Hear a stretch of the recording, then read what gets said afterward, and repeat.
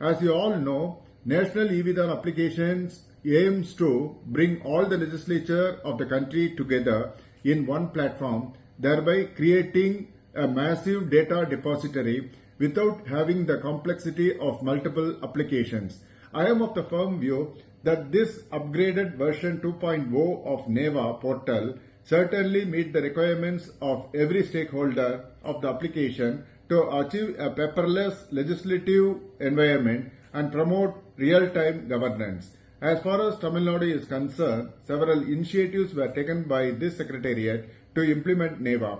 The Tamil Nadu Legislative Assembly was made live through NeVA platform by successfully conducting the live digital house sessions from April 2023 thanks to the CPM resource team.